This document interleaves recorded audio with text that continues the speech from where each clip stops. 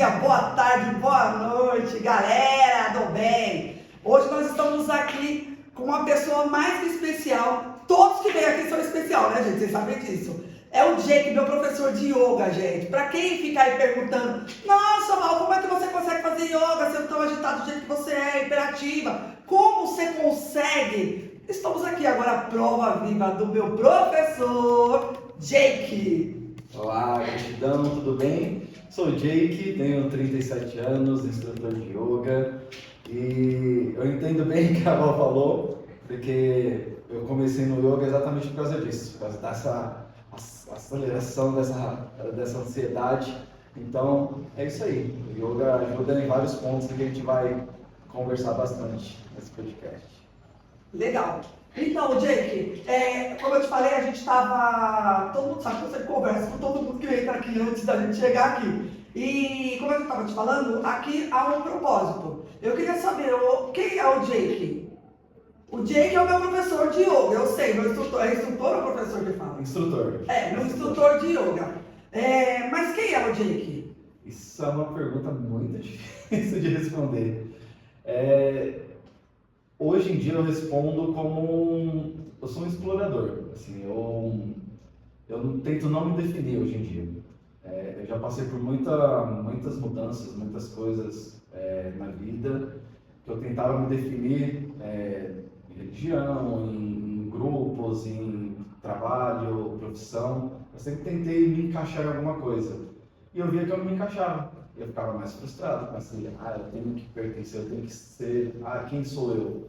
Hoje eu falo que eu tento não me encaixar. Hoje eu tento experienciar o mundo, explorar. Então eu falo que eu sou um explorador da vida.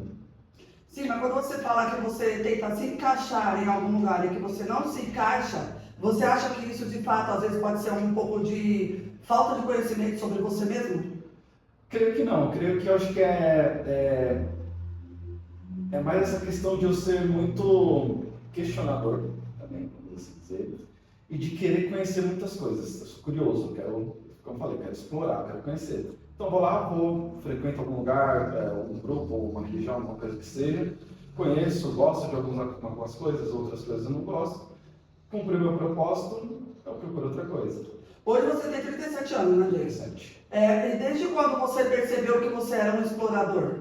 Ali por volta dos meus 30 anos, mais ou menos. E até lá, até os seus 30 anos, você era quem? Você sabe definir quem você era? Eu não sei definir. Não consigo definir assim quem eu era. Mas você buscava alguma coisa? Por que eu estou te perguntando isso? Hoje a gente está numa geração, de uma geração de adolescentes e jovens que, basicamente pelo que você está falando, com certeza você passou anos da sua vida com alguns transtornos pessoais, alguns questionamentos pessoais, tentando se encaixar no mundo onde você não se via. Como você mesmo falou, não se via em lugar nenhum. E hoje a gente tem uma geração, na verdade eu acho que o adolescente, até a fase jovem, ele fica nesse aspecto de que sou perdido, ou eu tenho que me encaixar em alguma tribo, a gente chama de tribo, né? Há tribos, e às vezes eu não me encontro. Quando você até os seus 30 anos, como que foi para você isso? Porque assim, para mim também foi bem complicado, né? Mas eu queria que você falasse um pouco a respeito disso, porque esse tema que você trouxe a respeito de eu prefiro não me... Como que é mesmo? Me definir. Não me definir, traz um hoje dos adolescentes estarem totalmente perdidos, e dentro dessa percepção totalmente perdida que eles estão, eles começam a falar que eles não precisam se definir, porque eles não têm que ser nada. Não é da sua maneira de pensar. Não. Mas para eles seria isso. Tipo, eu não preciso me definir, eu não preciso dizer quem eu sou, porque eu posso ser o que eu quiser. Não. Eu queria que você falasse um pouco sobre isso. Certo. Qual é a sua opinião referente a isso? E como que foi a sua procedência até os seus 30 anos? Até os meus 30 anos, então, eu estudava, estudei escola, tudo, sempre me identifiquei mais com as áreas de humanas, e psicologia, literatura, essas coisas mais nesse sentido. Me formei em design industrial e trabalhei muito tempo com isso. Então eu gosto, ainda faço alguns trabalhos hoje de design, mas eu sempre senti que faltava alguma coisa. E aí foi aos 30 anos que eu comecei a procurar a área da espiritualidade. E aí foi... Até lá você não procurava? Eu frequentei alguns lugares, eu cheguei aí em algumas religiões, uma das foi kardecismo, então fui muito no kardecismo. Depois eu fui na congregação cristã com a minha avó, foi muito tempo também. Então eu fui, era ali, mas eu ia meu pai, depois eu ia com a minha avó, não era uma coisa que tinha dentro de mim, era uma coisa que eu comecei a ir pela família, né? E aí ali eu falo que com 30 eu comecei a buscar um pouco mais por mim mesmo. Comecei a estudar, a pesquisar coisas de várias vertentes, várias religiões, várias filosofias. E eu fui estudando um pouco mais sobre cada coisa para tentar entender um pouco mais. Eu falei, eu sempre fui curioso, sempre quis saber o porquê das coisas. Então eu sempre buscava isso. Por que assim? Por que eu tenho que fazer isso? Por que eu tenho que meditar? Por que eu tenho que... por que buscar a espiritualidade aqui assim? Por que o kardecismo funciona assim? Por que a congregação funciona assim? Então eu sempre buscava para entender. Eu sempre fui muito ali do questionário da coisa da ciência. Eu buscava o porquê das coisas. E aí, aos 30 anos, eu comecei a pesquisar mais sobre essa área da espiritualidade. Eu comecei a ver várias vertentes, várias coisas, trazendo coisa do yoga, do budismo, do hinduísmo, e comecei a estudar todos esses campos também, sobre chakras, energias, essas coisas todas. E aí eu comecei a entender melhor. Eu falei, nossa, acho que esse é o momento. Eu acho que eu me encontrei. Só que dentro dessa linha de espiritualidade, tem muita coisa. Ah, sim. Dentro do yoga mesmo, são várias vertentes que você consegue trabalhar. Então aí, eu continuo estudando, trabalhando e tentando entender qual que é o meu caminho. E por que 30 anos?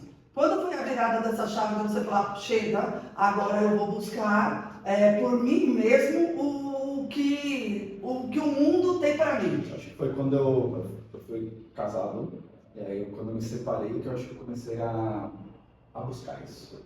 Eu já estava começando a buscar ali algumas coisas, eu comecei a encontrar a meditação nessa época que eu trabalhava com design, então eu seguia muito as ideias do Steve Jobs, então via essas coisas da meditação, todo o processo que ele fez na Índia e tudo, e eu comecei a pesquisar sobre isso, comecei a meditar e estudar ali.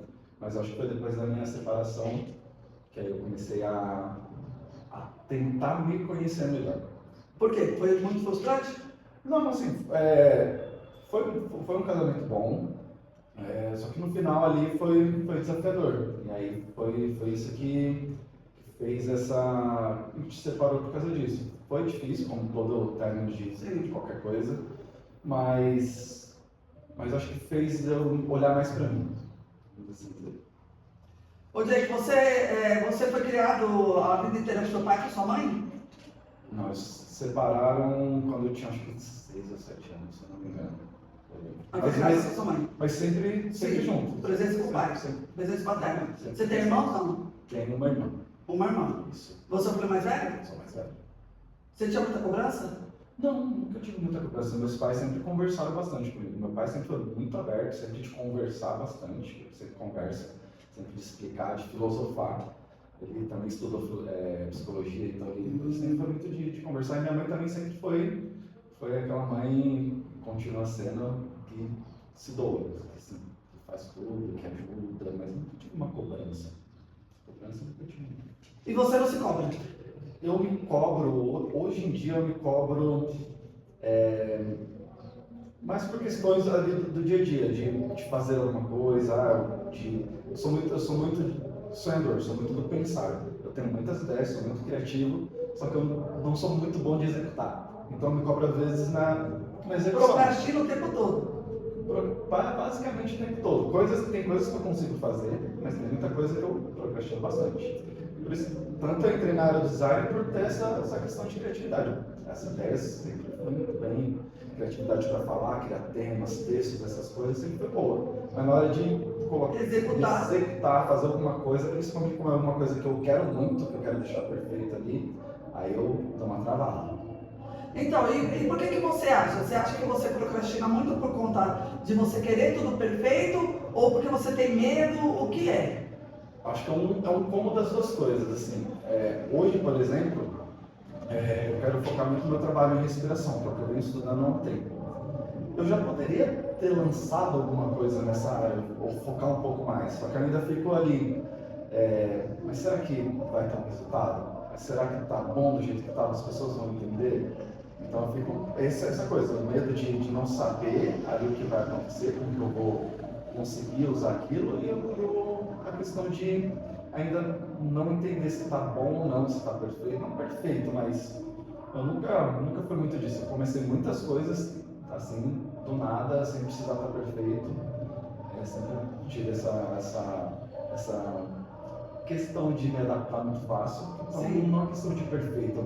Mas eu acho que nesse caso da respiração, acho que é a questão de, tipo, esse é o trabalho da minha vida, é isso que eu quero fazer. Então, eu estou tentando deixar da melhor forma possível, porque eu sei que esse é que vai impactar. Mas você sabe que perfeito a gente só tem que começar, né? Perfeito não começa. Não, a gente vai se aprimorando. se aprimorando ao pouco tempo. Eu tenho uma questão de procrastinação, mas por conta do meu transtorno. Isso faz parte do meu transtorno, a procrastinação, e que depois que eu descobri sobre o meu transtorno, eu tenho trabalhado isso com mais facilidade. Mas eu era que você, a minha cabeça funciona 1000 por hora, ideias o tempo todo. Cada pessoa que senta aqui eu tenho uma ideia diferente. Eu começo a pensar coisas, eu falo, cara, idealizar. E aí depois, ou morre, ou eu esqueço, ou eu falo, mas agora eu não posso fazer isso agora. E aí, com a descoberta do meu diagnóstico, eu entendi que isso faz parte do meu transtorno e eu tenho lidado com isso muito diferente. Então, é sempre importante, porque a gente sempre faz a pergunta, quando a pessoa não tem transtorno, o fato dela procrastinar é o medo. É o medo de falhar. É o medo das pessoas falarem que você falhou. É o medo da cobrança que você mesmo vai fazer sobre você e os outros em cima de você. Então, assim, a minha procrastinação eram várias coisas, por conta do meu transtorno. Mas a maioria das pessoas que tem a procrastinação, elas têm medo. Medo de falhar. Medo de não dar certo. Medo do que os outros vão dizer. Porque vive em função do que ainda os outros pensam. Né? Então, essa é a procrastinação da maioria das pessoas, né? E que a gente sempre tem que trabalhar, porque o tempo não existe, né? Não, eu acredito que não existe. Eu sempre falo isso. Para mim, o tempo ele não é linear. Não. Eu sempre falo o seguinte, eu falo assim, cara, é papo de louco, né? É. Tipo, papo de louco e maconheiro ainda. Que eu falo, cara, o tempo não existe, mas é a única coisa que permanece. Uhum. Porque nós vamos embora, mas ele permanece. Sim. Ele não existe, mas ele permanece. Né? Então, tipo assim, a gente não tem tempo. Ninguém tem. Nem uma criança de 3 anos ele tem tempo. Porque a gente nunca sabe o dia da nossa senha. Então a gente tem que estar sempre agindo. É uma coisa que com o estudo e com um pouco também da espiritualidade, eu fui aprendendo, né? Mas no passado eu era também assim, bem, tipo... Porque quando eu olho pra você, Jake, eu vejo um cara que é calmo, mas aparentemente pra mim, eu acho que você se cobra demais. Demais. E aí eu fico me perguntando, em qual momento ele teve uma cobrança excessiva em cima dele? Ou em qual momento ele escutou algumas coisas que foram para o subconsciente dele e que hoje travam ele? O que foi isso? Você pode falar um pouquinho ou não? Posso, eu não sei em que momento eu ouvi ou alguém falou alguma coisa de cobrança assim. Mas eu sempre me cobrei para tentar manter o melhor para todo mundo, para minha mãe, para meu pai, para minha irmã, tudo. Então eu sempre me cobrava isso, sempre trabalhei cedo, sempre corri atrás, nunca fugi de trabalho, tanto momentos desafiadores da minha vida eu fiz trabalhos que não eram o que eu tinha que fazer, mas ajudava financeiramente. Então acho que a cobrança era mais de manter alguma coisa ali para ele, sabe? Eu não sei exatamente explicar isso. Eu não lembro de realmente ser cobrado, tanto do meu pai e da minha mãe, por essas Você não acha que você se colocou, quando eles se separaram, você se colocou como homem da casa, por ser o filho mais velho, ser homem? Pode ser. Eu realmente não lembro. Eu tinha uns 7 anos, 6 ou 7 anos, então eu realmente não lembro se eu me coloquei dessa forma. Verdade, não lembro. Mas pode ter certeza que você se colocou, só pelas suas falas agora. Pode ser. E eu continuo fazendo isso pela minha filha hoje. Então eu me cobro para manter alguma coisa boa para ela. Então eu corro atrás, continuo fazendo as coisas. Então eu acho que a minha cobrança é de tentar fazer o melhor para todo mundo, assim. E para você? Então, para mim também, assim, hoje, depois dos 30, eu penso mais em mim do que antigamente. Hoje eu consigo pensar um pouco, mas ainda eu me deixo um pouco de lado, ainda penso um pouco mais nos outros hoje em dia. E por que você faz isso? Eu acho que, assim, eu não sei dizer exatamente, não é uma coisa que é, porque eu sinto que tenho que fazer isso, não, mas é uma coisa assim de essência, uma coisa minha mesmo, assim, não é uma questão de, eu faço por interesse ou por outras coisas, porque eu gosto mesmo assim de fazer. Eu gosto de me cuidar, gosto de ter minhas coisas, meus momentos, as coisas que eu faço, não abro mão de muitas coisas, mas eu gosto dessa coisa do comunitário, sabe, de ajudar as pessoas, de ajudar familiares, amigos, essas coisas, eu gosto de fazer isso. Eu tô pegando mais assim nessas questões, porque, volto a te falar, hoje a gente vive, hoje muitas pessoas, às vezes, não é um ato que ele vive dentro de casa, não é os outros que fazem isso com a vida dele, mas é ele que se permite fazer isso com a própria vida, dentro das circunstâncias e da história que ele vive. Né? Então, assim, e muitas vezes o fato da gente se anular para cuidar, para agradar o outro, o que a gente quer esconder de nós mesmos? Sim. Por que a gente não quer olhar para nós mesmos? Por que a gente não quer fazer as nossas vontades? O que é que nos prende ali? Né? Então, assim, isso pode estar envolvido a sua procrastinação por conta disso. Sim. Às vezes você não tem TDAH, você só tem essa procrastinação por conta de todos esses fatores. De uma cobrança sem fim. Né? Então, tipo assim, eu fico pensando e imaginando qual foi a sua maior decepção? Para te colocar nesse lugar. Eu não sei hoje, assim, se eu parar para pensar, falar qual foi a sua maior decepção, eu não consigo ver qual foi a minha maior decepção. Porque, assim, para mim hoje, assim, vou falar profissionalmente. Eu comecei a trabalhar com essa parte de design, de marketing, tudo. Trabalhava com assistente de marketing, foi tudo nessa área criativa. Aí depois montei minha agência, fiquei com a minha agência um bom tempo, tive funcionários e tudo. Chegou um tempo que começou a não dar certo. As coisas que eram tecnologia, como muitas áreas de design caíram bastante, criação, logotipo, essas coisas. Então, eu entendi que foi o ciclo, acabou, não foi uma frustração. Eu fiquei um pouco mal na época, assim, mas logo depois eu já comecei a trabalhar de casa, e aí eu não falei, nossa, só quero trabalhar de casa agora, home office. Aí eu comecei a trazer uns clientes que eu já tinha da agência e tudo, os clientes foram fazendo as coisas, e eu achei ótimo. Eu falei, nossa, tá vendo? Bem melhor, gasto menos, ganho mais, não preciso pagar aluguel, não preciso sair de casa. Achei ótimo. Então, aquela frustração de ter encerrado a agência, passou, porque eu vi que tinha uma coisa melhor. E aí, beleza, aí eu comecei a procurar outras coisas também. Aí eu montei uma tabacaria na época, eu tinha tido uma visão de negócio, essas coisas de criar tudo no meu bairro, não tinha. Deu certo por um tempo também, só que era cansativo. Vamos fechar, voltei para o design. E aí, trabalhando com design, eu conheci o professor de yoga com quem eu me formei. Eu ia te contar essa história, mas é isso. Você sabe que é muito engraçado, porque assim, toda vez que a gente pergunta para uma pessoa, quem é você? Aí a pessoa, né, vou falar de mim agora. Quem é você? Eu falo, eu sou a Valquíria, né, tenho 47 anos, sou casada, tenho 2 filhos, sou empresária, sou psicóloga, tá?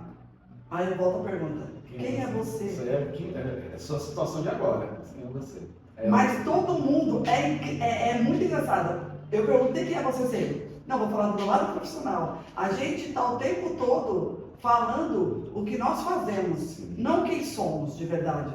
Né? Não quem somos. Então, assim, hoje, quando a pessoa pergunta quem eu sou, eu falo, cara, eu sou uma pessoa livre, eu sou uma pessoa alegre, eu sou uma pessoa sem noção às vezes, eu sou uma pessoa com transtorno de TDAH que descobriu esse diagnóstico tardio e que passou por 2 semanas entristecida, mas depois eu entendi que a minha essência era o meu TDAH e pronto, acabou. É isso que eu sou. É isso que eu sou. Eu não sou uma Valquíria empresária, eu não sou uma Valquíria mãe, eu não sou uma Valquíria psicóloga. Eu sou a Valquíria, né? Então, tipo assim, e eu passei tantos anos da minha vida sem entender quem eu era. Ou às vezes com vergonha de dizer quem eu era, porque como eu sou muito diferente das pessoas, eu não sou muito bem aceita. Ou eu sou amada ou eu sou odiada. Não tem esse negócio de meter, não. Ah, achei que ela é meio legalzinha. Não, nossa, ela é insuportável. Nossa, ela é da hora. É assim que as pessoas falam ao meu respeito. Ninguém fala normal, tipo, pô, conheci o Diego, gente boa. Não. A Val não. 880. A Val é louca demais, você viu? Ela é louca, doida, varrida. Ai não, ela é minha xarope. A parecida ela, né? É sempre nesses aspectos. E por muitos anos da minha vida eu fiquei sem essa identidade por conta também de eu não me encaixar em nenhum lugar nenhum. Caramba, cara, quem sou eu, né? De verdade. Quem sou eu na fila do pão? Eu tinha uma amiga minha que falava isso comigo.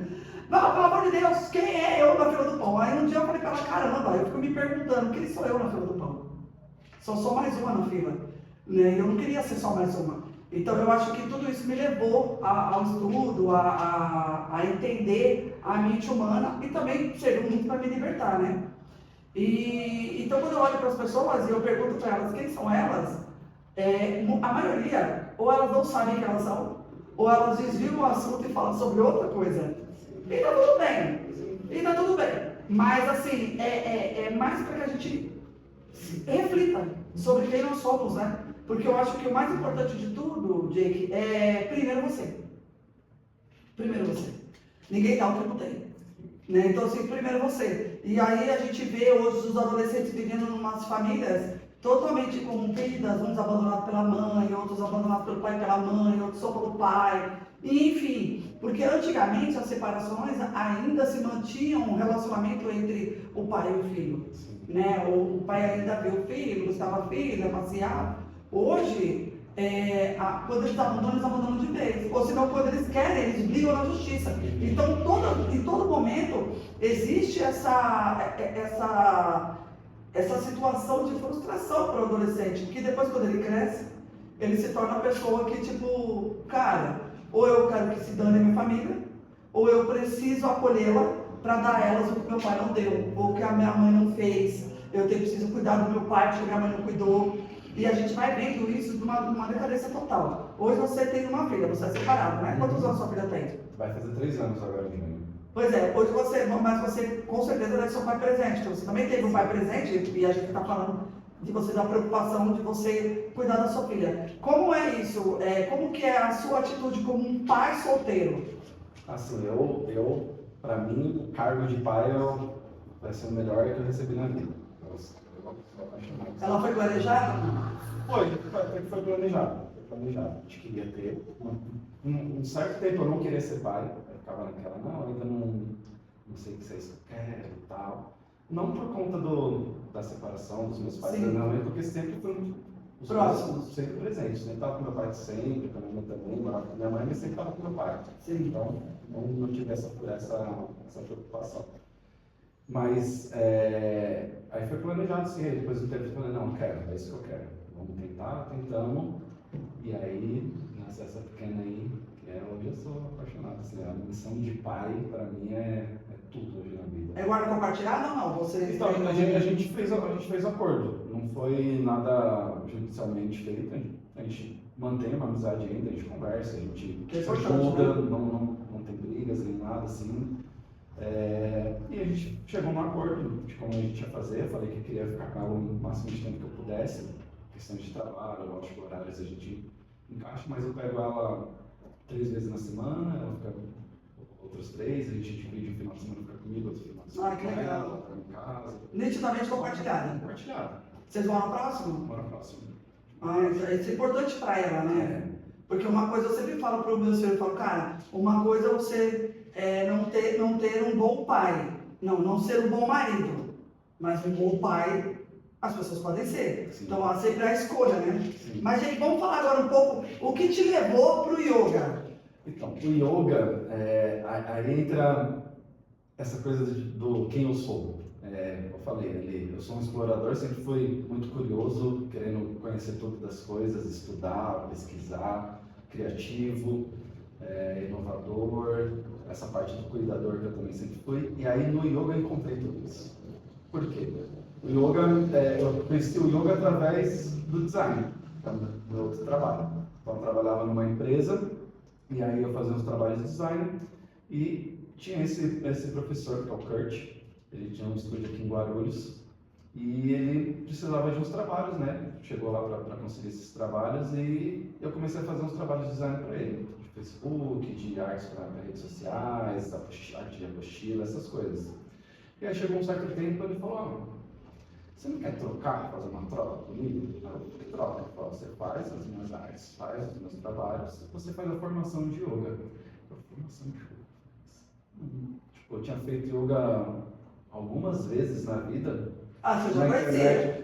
Pouco, bem pouco, porque eu conhecia a meditação, conhecia a meditação zen budista por conta do Steve Jobs, igual eu falei, então eu pesquisava de algumas coisas da Índia, então eu comecei a fazer umas práticas para ajudar na concentração, na criatividade, e o yoga era uma delas que eu cheguei a fazer, mas eu fiz algumas vezes só.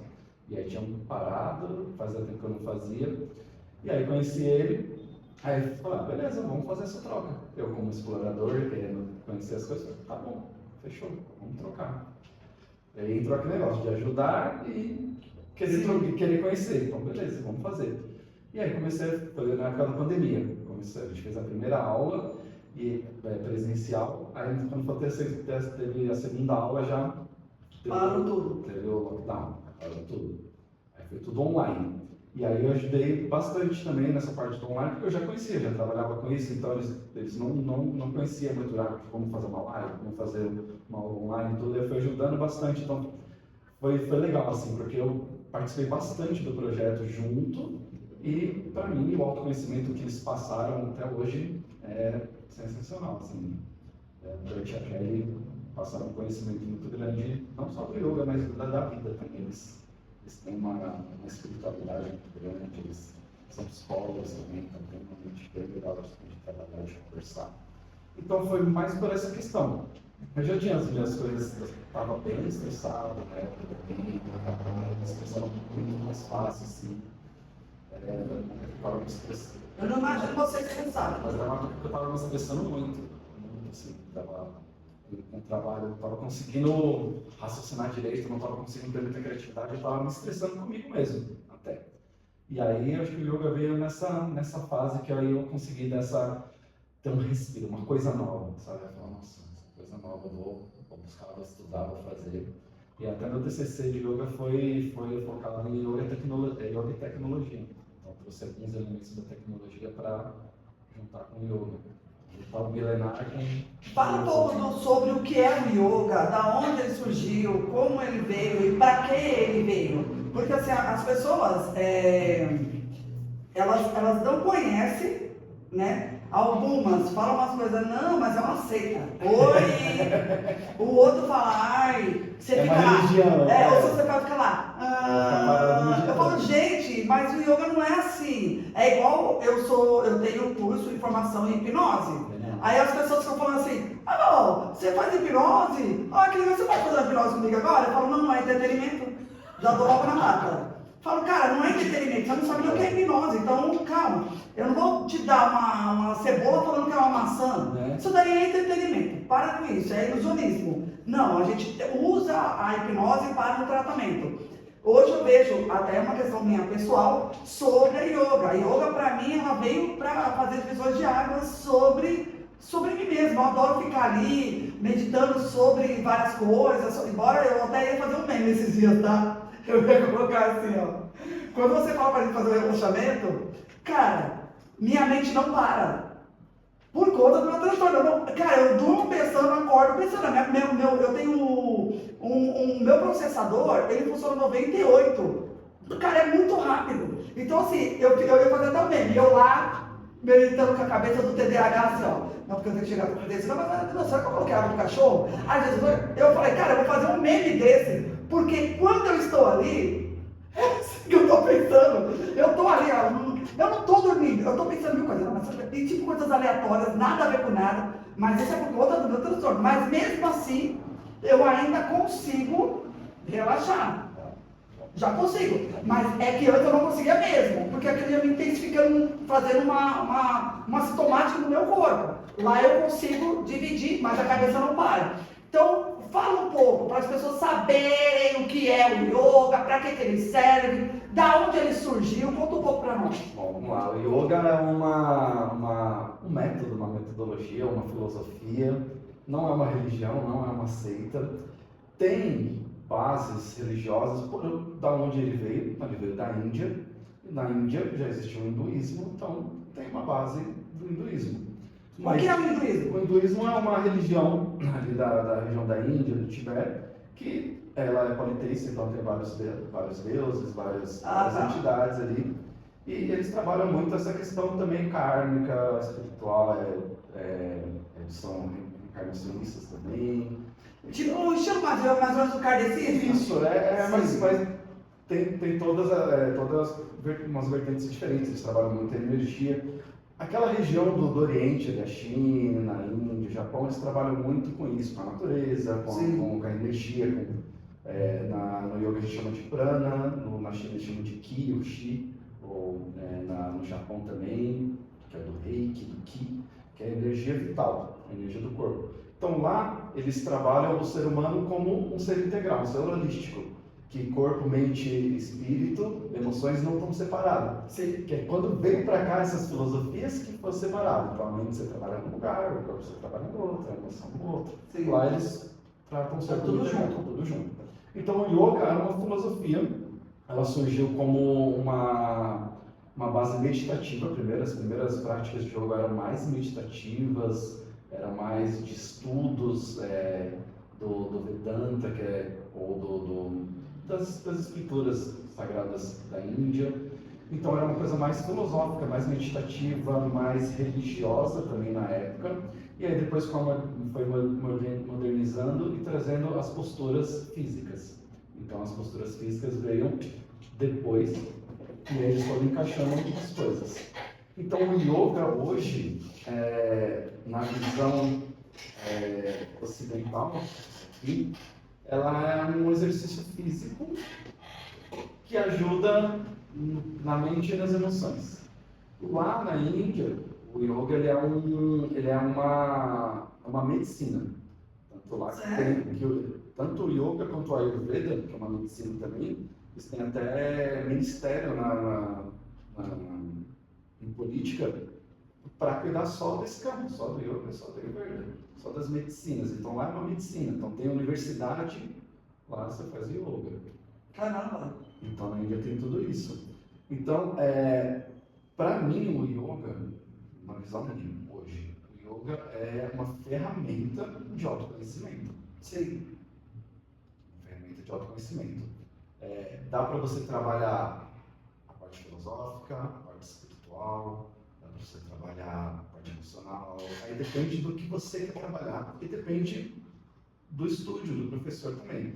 Temos que vai mais para o tradicional, que traz muitas coisas do tradicional, e é legal. Tem muita gente que traz mais a parte religiosa, também é bacana. Tem gente que mais a parte filosófica.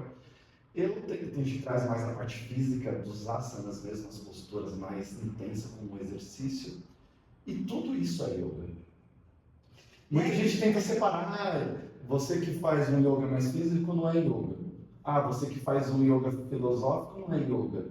Não, tudo isso tudo é yoga. Tudo faz parte. Como eu falo, o yoga é um meta-sistema muito grande. Quando eu comecei a estudar e conhecer o yoga, eu vi que, nossa, tem tudo isso dentro do yoga. Olha que legal. Então, tem respiração, meditação, tem estudo, tem filosofia, tem espiritualidade, tem energia. Tem muita coisa dentro do yoga. E as pessoas ficam com essa coisa, isso que você faz não é yoga, não, isso que você faz não é yoga, não, isso é tudo bem yoga. Eu lembro que quando eu tinha mais ou menos uns 10 anos, por aí, nós estudávamos, fazíamos a atividade física na Cruz Alvarinho, lá na Penha, e lá eles iniciaram o yoga. Tipo, vai vir uma professora que estudou não sei na onde, que veio não sei da onde, que não era do Brasil, e que ia vir para trazer, eu tinha 10 anos, gente, eu acho mais ou menos, que vai trazer para nós aqui, vai vir dar aula de yoga, de meditação, não era nem yoga, era meditação. E aí eu lembro perfeitamente, inclusive nós tínhamos fotos, eles levaram um triângulo de vidro, bem grande, eles fizeram, colocaram na academia, E eles faziam as meditações dentro desse triângulo, mas eram meditações, somente meditação. Então eu lembro muito disso, que daí todos nós da academia, nós fomos para conhecer esse triângulo, né? E eu entrei lá dentro, né? Eram 3 pessoas, era a professora e mais 2 alunos. E ali a gente cruzava-se as pernas, fazíamos e ali nós ficávamos tentando esvaziar a mente, né? Para que a gente pudesse meditar. Tá, é óbvio que eu não fiz eu fui lá, mas a gente foi para conhecer, eu não era aluna dela. Mas eu lembro disso, era feito num triângulo. Não era feito hoje tão moderna como é hoje, né? Uma coisa diferente. Não, era um triângulo. Era isso mesmo? Então, isso é uma vertente. Não, assim, depende, porque assim, muita gente usa isso daí como uma geometria. As geometrias sagradas, ou falo geometrias, tem uma energia. Então, o triângulo tem uma energia, o círculo tem uma energia, a espiral tem uma energia. Então, quando você medita dentro de uma pirâmide, do triângulo, geralmente ela é feita de cobre, com vidro, alguma coisa isso, assim. Então, cobre traz uma energia, vai captar melhor as suas energias e conectar com a energia superior, uma coisa desse tipo. Então, você está ali num campo energético fechado, então você não tem influências externas, de energia externa. Então, é mais focado nessa parte de energia. Então, se você trazer da radiestesia, essas coisas, você encontra tudo essas coisas nesses processos. Na época que ela falou, eu nem me lembro. Eu sei que ela falou algumas coisas lá, mas eu não me lembro de nada, só lembro da gente na pirâmide, né? E depois eu lembro também que eu tive uma outra experiência que foi. É a sua família, né? Minha mãe e minha irmã. Nossa, linda ela.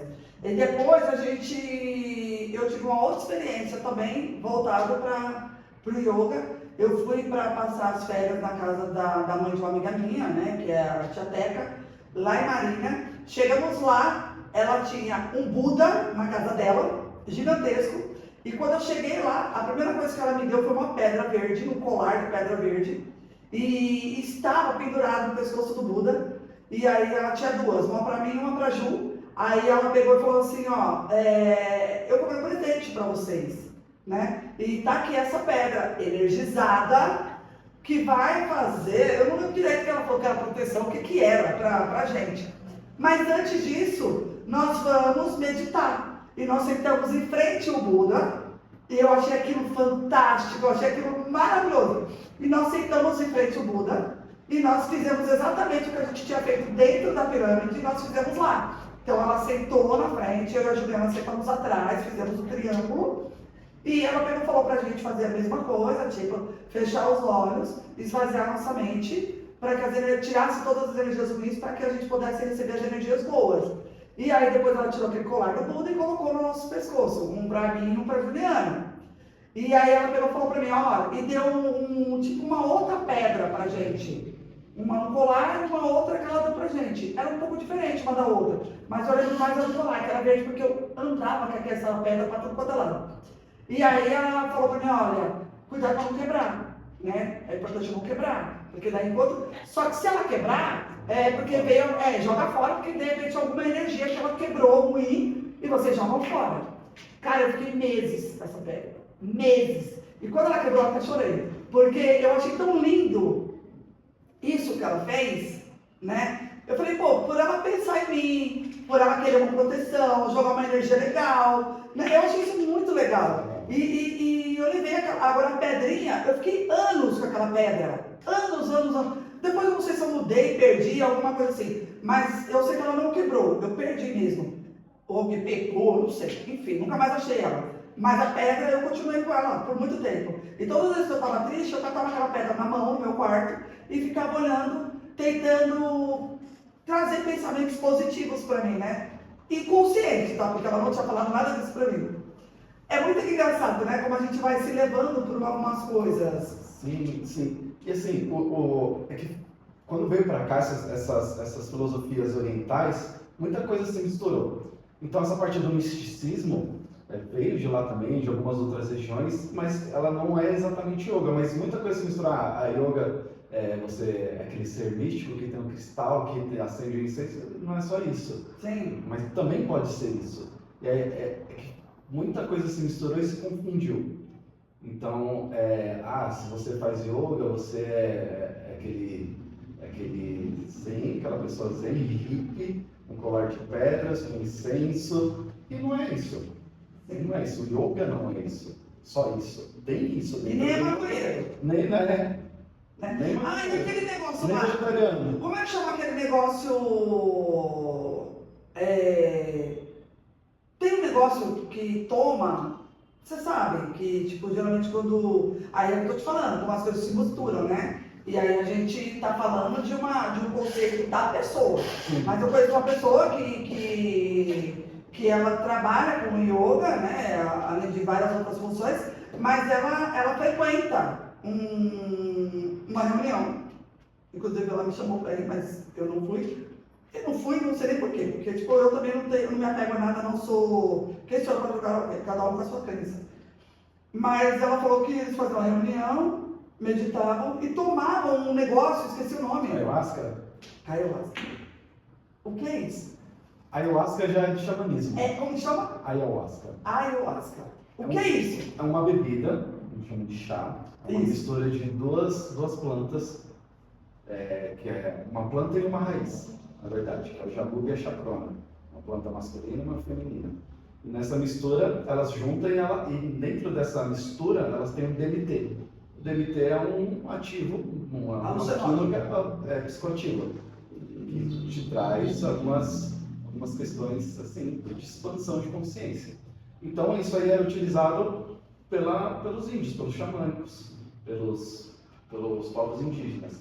Eles usavam em rituais espirituais para buscar conexão com o espiritual, com o ancestral, com o animal de poder, essas coisas. Então, uma tradição indígena, uma tradição xamânica, essa parte da ayahuasca. Você já viveu essa experiência? Algumas vezes. Então, você sabe que eu tive várias amigas minhas que já me convidaram. Vamos, umas nem fazia nada, não tinha nada, porque isso não tem nada a ver com a yoga, né? Não. Então, essa pessoa em si, ela é professora de yoga, mas eu tive várias amigas minhas que não tinham nada a ver com yoga, mas frequentavam. O que é isso? É um conceito religioso? Hoje em dia, assim, tem muito lugar que está meio assim, bagunçado, mas é um ritual que você faz, que você toma esse chá. É alucinógeno? A gente chama de psicoativo, não é alucinógeno, não é alucinógeno. Ele não é uma droga. Ele não é uma droga. Eles são ervas, são plantas. Que essas plantas contêm esse... Mas que ativa o subconsciente. Ativa. Então, ela ativa. Geralmente, quando tem esses rituais, é com um propósito. Então, você coloca um tema, um propósito, para você entrar naquela energia, naquela conexão. Então, aí você toma um chá e ele te traz essas conexões. Então, você começa a meditar ali, você começa a trazer coisas, começa a visualizar coisas, a ter insights, a ter um monte de questões. Você trabalha muito emocionalmente. Nessa tradição, eles falam que a ayahuasca é a mãe ayahuasca. Então, ela vem, ela cuida, mas ela também sabe cobrar. Caramba, mas isso daí eu até ia, antes da gente vir para cá, eu ia fazer essa pesquisa, mas eu não tive tempo. Justamente para saber se foi estudado a respeito dessas duas plantas, o que elas causam no cérebro. Então, porque se elas ativam o subconsciente, qual é a ação delas no âmbito cerebral? Hoje em dia, se você pesquisar até nessa questão de psicologia, tanto a ayahuasca quanto outros psicoativos, como os cogumelos, tem algumas outras coisas também, são utilizados para tratamento psicológico. Principalmente de depressão, estresse, que são muito bem recomendados. Mas são tratados de uma forma controlada. Não uma coisa recreativa, bagunçada, que você vai lá e compra em qualquer lugar e faz sozinho. Não, um acompanhamento certo. Eu acho que depende muito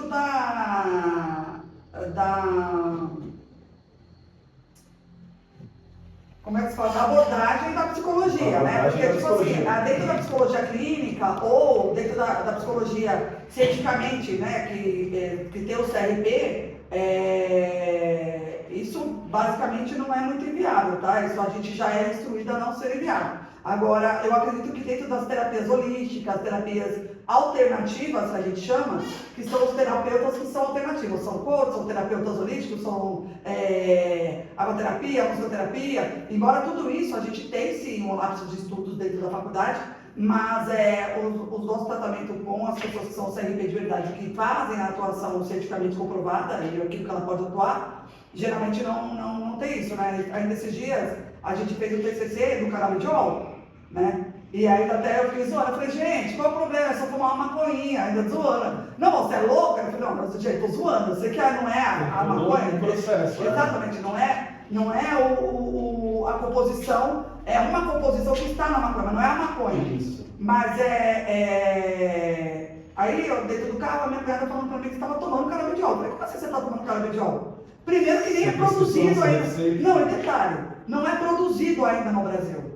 Ainda está uma guerra, porque existe uma guerra política para que realmente isso seja produzida no Brasil. Ela ainda está vindo de fora. Sim. Ela ainda é inacessível para muita gente, sim, porque é caríssimo. Como é que você está tomando canabidiol? Você precisa da autorização da Anvisa também. Não, eu quero saber de onde é que ela tirou. Porque se o Brasil não está produzindo, quem foi que disse para ela que ela tinha que tomar o canabidiol? Aí ela me mostrou.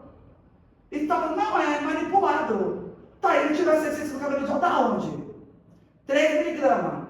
Então, assim, quando essa minha amiga me chamou, voltando para tomar o ayahuasca, eu questionei ela. Falei, cara, tá, mas como assim? Você vai tomar um negócio que ativa o meu subconsciente e me leva para algum lugar. Tá, que lugar é esse? E vai levar para o lugar que a minha consciência me levar. Sim. Ok, como é que eu saio de lá? Como é que é isso? Essas pessoas que estão ali, elas estão preparadas para poder te acolher, te trazer de volta, porque é igual à hipnose. Exatamente. A hipnose é a mesma coisa. A hipnose eu vou te levar para um lugar talvez mais sombrio que você tenha em você, no seu subconsciente. Mas será que eu tenho capacitação e entendimento para te trazer de volta? Porque se eu fizer isso e eu não souber fazer, eu acabo com a minha vida. Sim. Eu vou te manter lá.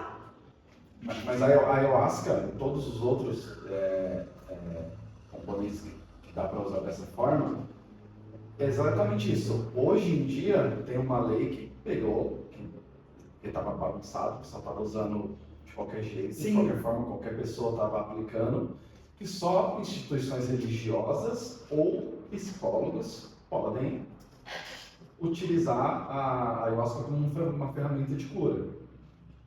Caramba! Você sabe que eu nunca tive coragem de tomar? Nunca! Então, mas quem toma tem essa preparação exatamente para saber fazer. Sim. Porque geralmente a gente toma a ayahuasca em rituais, geralmente espirituais.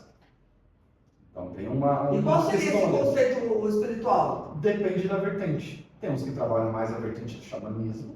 Então você trabalha com a natureza, você trabalha só em lua, essas coisas. A gente trabalha mais outras questões, tipo da Umbanda, por exemplo, Candomblé, tem vertentes da magia, então depende muito da vertente. Tem até vertentes com santos também, já vi ritual assim, de ayahuasca. Então, e tem a própria religião da ayahuasca, que é o Santo Daime. É uma religião, sim, com base na ayahuasca. É também teria uma mistura de algumas religiões. Eles criaram o Santo Daime, que é uma religião que tem como a principal coisa a ayahuasca. Então, a lua é do Santo Daime. E a outra não, é da conexão com a natureza, porque todos que ela faz está relacionado na natureza. Fazem tudo na natureza, cantam na natureza, faz tudo. Mas você faz uma vertente mais xamânica, geralmente esses rituais são feitos até em ocas xamãs, no meio de uma natureza, do sítio, de um local assim. Eu fui chamado para conhecer as duas, mas eu fiquei, te confesso, que eu fiquei bem... E são bem diferentes. Eu nunca fui no Santo Daime, mas o Santo Daime você tem os inários, você tem as músicas que você canta, tem toda uma... É como se fosse uma igreja ali. Isso. Eu não fui nenhuma das duas, né? Porque eu fiquei assim bem, eu falei, gente, eu preciso comer esse negócio muito doido lá, quem é que vai me trazer de volta? Não, não. E aí ela falou, não é assim, tem uma preparação, tem uma anamnese que você tem que preencher, tem alguma coisa, você tem remédio que você toma, tem coisas que você não... Se você tem algumas condições que você não pode consagrar a ayahuasca. Num lugar sério. Sim, que é importante isso, né, Jake? Fazer num lugar sério. Né? Porque assim, eu falo... Porque é muito válida a experiência Sim. de fazer ayahuasca. É muito válida. Você experimentar e fazer. Ter essa experiência. Só que, lógico, você tem que ir num lugar que seja certinho. Sim, eu acho que a gente tem que viver todas as experiências. Eu também sou bem exploradora, eu acho que todas as experiências são válidas. Eu conheci o conceito kardecista e eu falo que também não é uma religião, é uma filosofia de vida. O Kardec, ele deixa bem claro isso. E assim, cara, eu achei fantástica, maravilhoso a filosofia deles. E o tanto de amor e de caridade que esse povo tem, assim, é uma coisa muito bonita, né? E eu costumo falar que as pessoas que falam mal, eu falo, cara, o kardecismo é espírita. Eu falo, cara, você não conhece. Se você conhecer, você ia ver. Eu já fui em várias palestras, em alguns centros do Kardec, aonde as pessoas que palestravam ali somente falavam de Jesus, mais nada, de um amor fraterno, aonde às vezes até o meu próprio conceito religioso não tem conhecimento desse amor, né? E é tão bonito de ver, né? Eu falo, cara, se as pessoas hoje fossem exploradoras como nós, Jake, hoje a gente não teria tantos julgadores, Exatamente. os donos da lei que acham que sabem tudo, quando na verdade não sabem nada. Exatamente. Né? Porque eu falo, a gente teve alguém aqui do Candomblé? Tivemos. Não tivemos? Então, igual o Candomblé, né? Quando eu fui estudar a respeito do Candomblé, né? Você já foi ao centro? Não. Você é do Umbanda? Mas eu tinha uma amiga minha que era umbandista, era uma pessoa extremamente de uma alma maravilhosa. E ela falava para mim sobre Umbanda com tanto amor. Ela falava, existe tanto amor ali, a gente está ali para ser servos, para ajudar, para se doar, né? O Candomblé, eu fiz capoeira há muitos anos, né? E a gente sabe que a capoeira veio do Candomblé. E que o Candomblé veio de uma escravidão. Não tem nada a ver com uma seita, se tornar, é o que você acabou de falar. As pessoas, gente, elas misturam tudo. E elas colocam etiquetas para cada coisa. Elas definem aqui, aqui isso é isso. Quem frequenta isso é isso, quem faz isso é isso, quem faz isso é isso. Exato. Eu sempre falo para todo mundo, né? A pessoa fala, você é crente? Eu falo, não, crente é tal diabo é. Eu sou cristão, eu sigo a Cristo. Ele é a minha referência. Mas você vai a uma igreja? Eu visito aqui, eu visito ali, eu vou ali. E tá tudo certo para mim. Vai ter um batizado lá da minha sobrinha. Vou. Vou. Por isso que eu acho que eu queria poder viver essa experiência de poder tomar, eu não sei o nome. Ayahuasca. Cara, tipo assim, porque todo mundo que eu conheço que fez essa experiência, todo mundo fala, é incrível. E eles veem a minha curiosidade, eles falam, vamos fazer. Mas eu ainda não me senti, eu acho que talvez eu não me sinto preparada. Eles falam que a ayahuasca é um chamado. Se você sente o chamado, que é o momento que você vai. Se você ainda não sente... Pois é, eu ainda não senti, mas eu gostaria muito de vivenciar. Eu acho que a gente tem que vivenciar todas as experiências. Eu vi uma família de evangélico, né, da congregação, na parte do meu pai. Meu pai era kardecista, eu por um certo tempo, na minha adolescência, frequentei bastante kardecismo. Frequentei a Umbanda, trabalhei na Umbanda um tempo também. Sério? Conhecia algumas... Hoje eu não tenho uma religião, eu falo. Hoje a minha religião é a natureza. Hoje eu sigo a natureza. Então o sol, a lua, os elementos. Hoje eu consagro com isso. Então, um banho de sol, olhar para a lua, uma cachoeira, os elementos da natureza. Sabe mesmo? Você acredita em Jesus, em Deus? Acredito. Pode. Sim.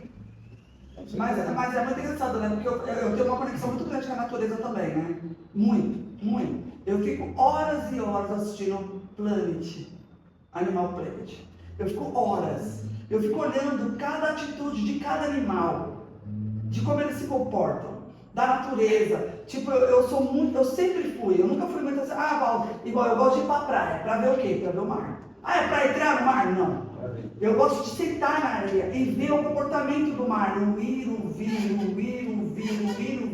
E aí, quantas vezes eu meditei falando, Senhor, leva todos os meus problemas e me traga a alegria. Leva todos os meus problemas. E eu falo, cara, e pra mim tá tudo bem. Não, cara, é só uma questão minha.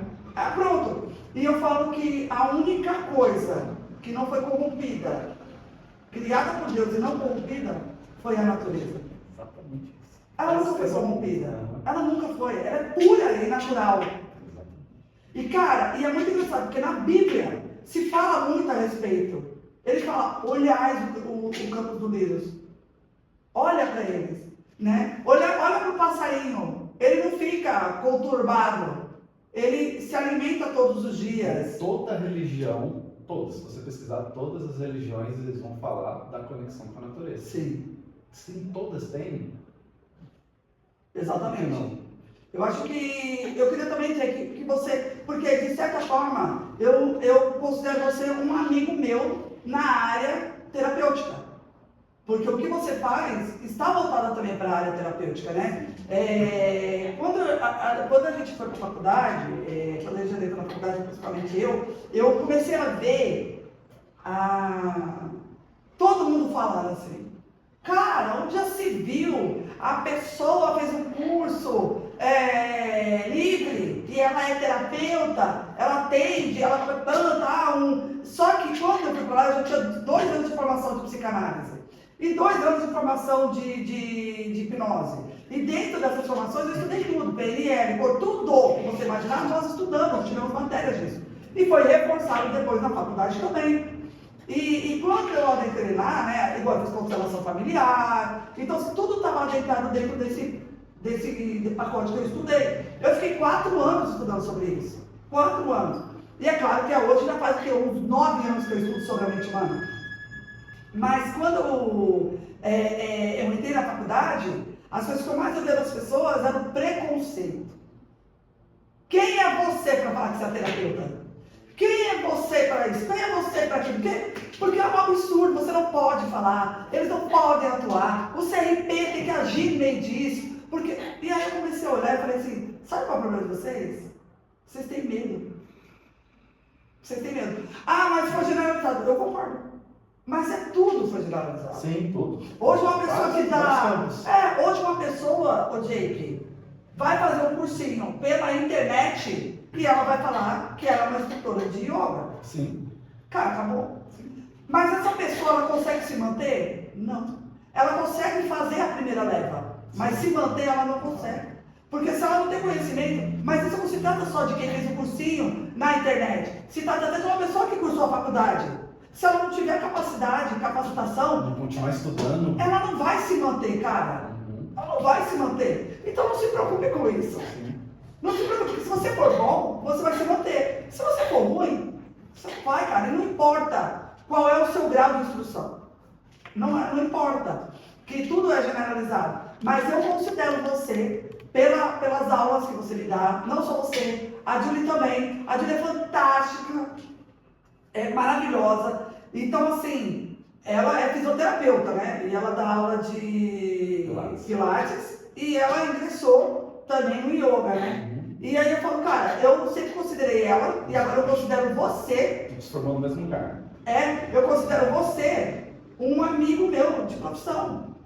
Porque se eu tiver um paciente e eu ver que esse paciente ele não consegue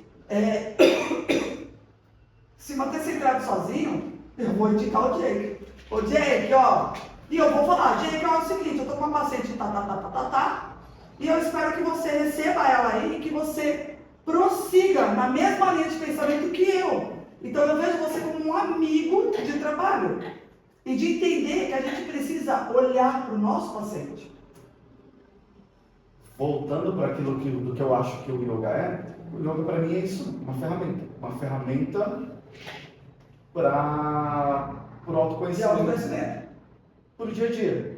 Então, com as técnicas, com as coisas que tem no yoga, as posturas, a respiração, a meditação, os conceitos que tem ali, a gente consegue se autoconhecer e lidar melhor com as coisas da vida. Então, tanto nas minhas aulas, eu tento trazer temas, por exemplo, que abordam o dia a dia. Eu não tento, você que participa das minhas aulas, quem são os meus alunos sabem, eu não tento aprofundar em filosofia do yoga, um estudo profundo assim, não é teórico, é prático, né?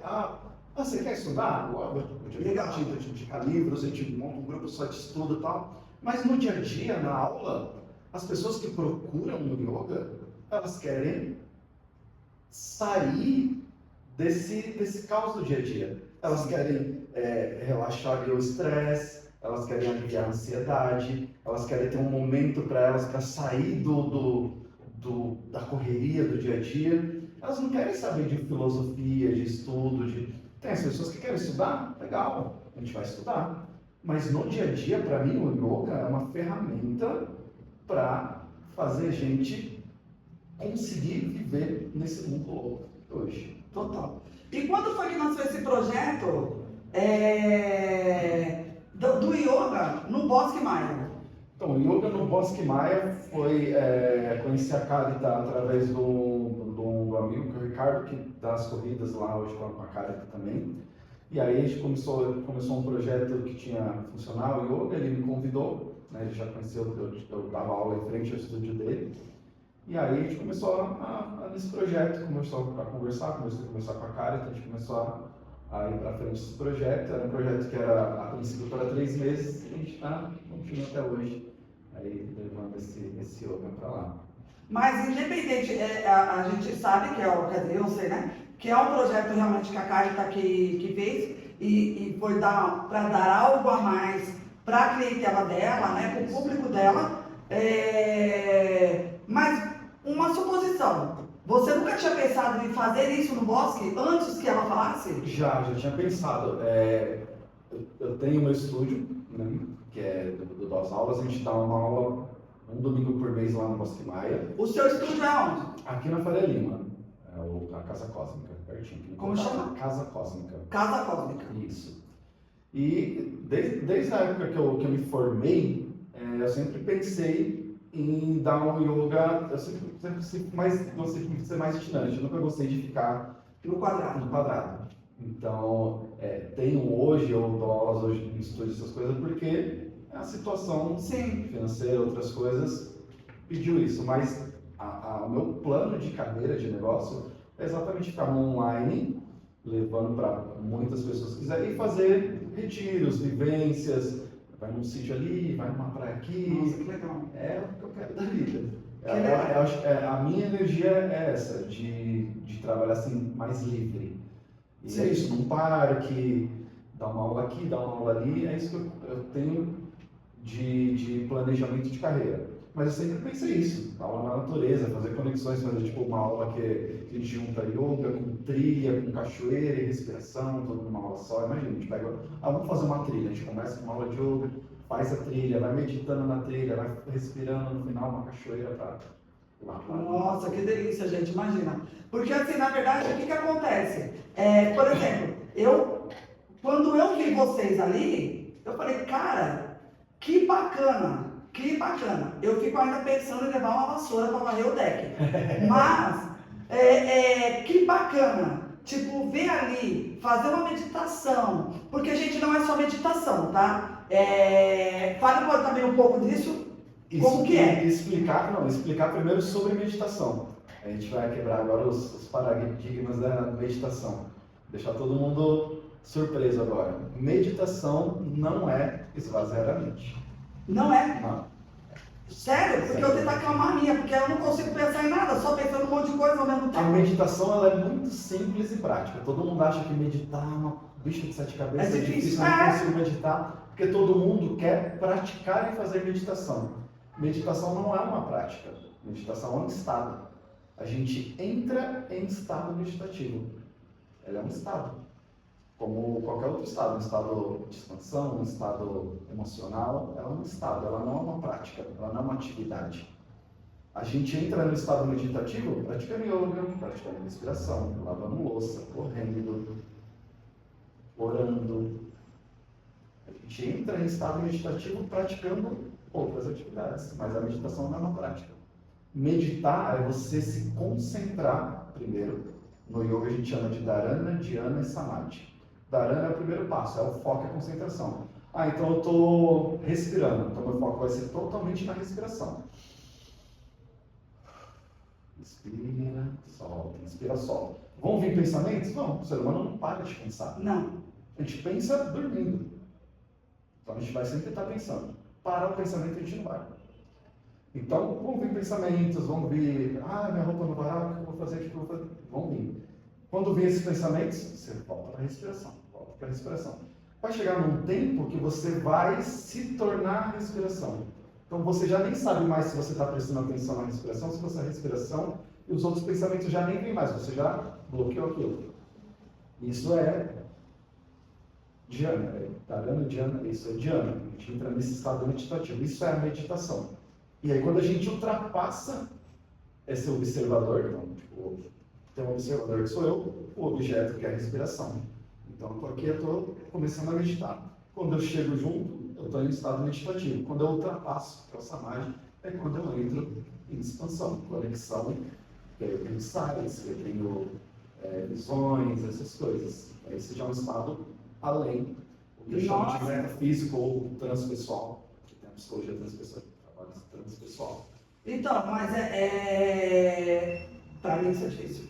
Você acha difícil? Extremamente impossível. Para mim, é impossível. Eu falo, se você começar a olhar a meditação dessa forma, te garanto que você vai achar mais fácil.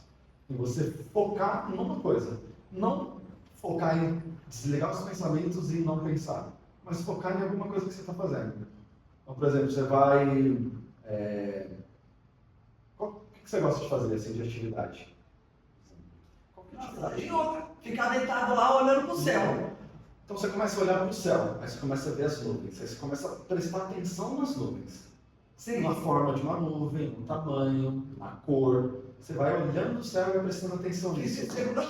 Automaticamente, seus pensamentos vão dar uma cessada. Porque você vai estar focado em nuvem. Qual que é o tamanho da nuvem? Que cor? Qual que é a densidade? Será que vai chover? Será que não vai? Você está focado numa coisa só. Você parou de pensar nas outras coisas. Sim. Aí vem, nossa, um barulho de um carro aqui, mas calma aí. Nossa, o cachorro latindo, não, a nuvem, você volta para a nuvem. Vai ter um momento, vai passar um tempo, e aí isso depende de pessoa, pode ser rápido, pode demorar, que você vai estar tão conectada, tão imersa naquela nuvem, que você já está em estado meditativo. E se alguém te chamar de lado, ou quando eu falo, vamos voltar aos poucos, você nem escuta. Isso é estado meditativo. Na psicologia a gente chama de estado de flow. Sim. Quando a gente entra nesse estado, que é tipo um campo ali que a gente está... De foco em um único objetivo. Um único objetivo. Isso é estado meditativo.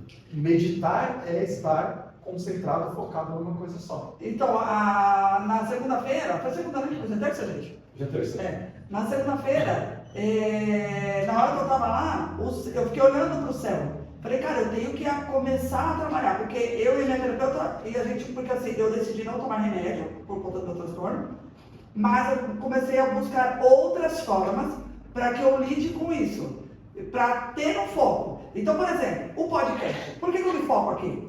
Porque eu amo história. Eu adoro debater, eu adoro conversar, eu adoro. Então, quando eu estou no estado que eu gosto, que é favorável a mim, eu me foco. E você está meditando. Isso. Agora, quando eu não estou, eu não consigo. E aí, lá no yoga, por mais que eu goste, que eu adoro estar ali, quando você fala, vamos relaxar, cara, ali, automaticamente, minha cabeça já começa. Ai, meu Deus, agora eu não vou conseguir relaxar. Eu já começo a pensar que eu não vou conseguir relaxar e fico pensando. Aí na segunda-feira eu falei, cara, aí eu conversei com a minha terapeuta, falou, Val, você tem que se focar em alguma coisa. O que é que você gosta de se focar? Eu gosto de me focar olhando para a natureza. Beleza. Então você vai se focar olhando em um ponto fixo. Aí o que eu fiz? Eu fui olhar para o céu. Só que daí eu fiquei com o olho aberto. Falei, cara, tá tudo bem eu ficar com o olho aberto. E aí eu vi que eu consegui. Então eu estou percebendo eu estou começando a buscar algumas questões minhas para que eu consiga ficar, não induzida pelo que o outro está falando, mas para aquilo que eu consigo focar minha mente, né? Isso é autoconhecimento. Sim. Quando você sabe que você consegue focar no olhar, tem gente que consegue focar no som. Quando eu escuto certos instrumentos, música, eu começo a entrar nesse estado. Tem gente que consegue no corpo, no físico, correr, suar. A pessoa entra num estado meditativo ali, numa competição que ela... Você nem Como o meu transtorno ele é efetivo no meu sensorial, minha sensibilidade sensorial, o ouvir é uma coisa que me desfoca. O ouvir. Então, tipo assim, se eu tô ali, e ali quando eu fecho o olho, eu escuto o caminhão, eu escuto a buzina, eu escuto a pessoa andando, eu escuto o outro chamando, eu escuto tudo, o passarinho cantando, a água, e ao mesmo tempo eu escuto tudo. Então, assim, como eu tenho essa sensibilidade, eu estou começando a entender agora que é não fechar os ouvidos e focar na visão. Então, o yoga, ele está me ajudando muito a buscar a minha concentração. No yoga tem um termo chamado pratyahara, que é a abstração dos sentidos. E é exatamente isso, é você perceber, estar consciente e conseguir focar cada sentido. Então, se eu fecho os olhos, eu vou levar para a minha audição. Se eu estou com os olhos abertos, eu vou levar para a minha visão. Se eu começo a comer e degustar, eu vou levar para o paladar. Se eu começo a focar no olfativo, eu vou começar a sentir cheiros e eu vou começar a focar nisso. Então, é um truque do yoga, pratyahara, você trabalhar os seus sentidos. Nossa, então eu abstrair. E saber abstrair também. Então se eu quero parar de escutar muito, eu vou focar o meu olhar.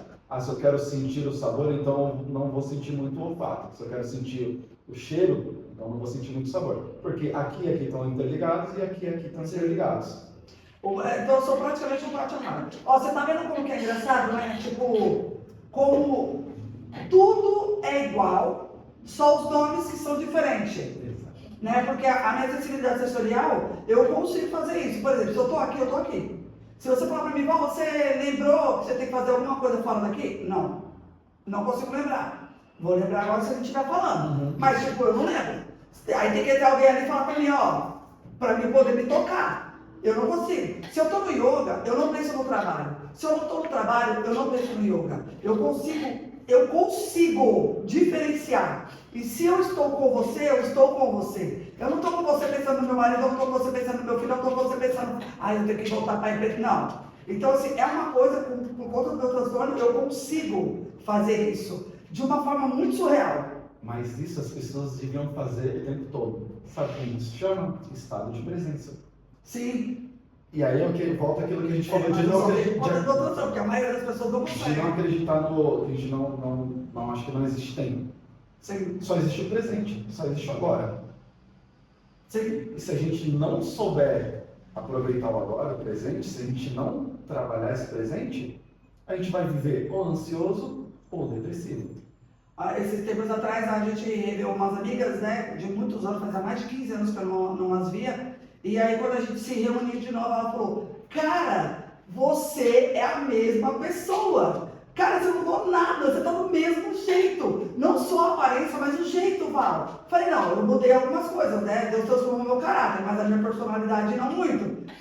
Mas assim, e como a gente vive o presente, é como se a gente nunca tivesse vivido o passado. Porque na verdade. Não existe o passado. Não existe. É como se eu falo, cara, é como se eu nunca deixasse de te ver. Eu tô te vendo agora. Então, pra mim, o agora é o mais importante, né? E assim, é uma coisa que as pessoas precisam entender.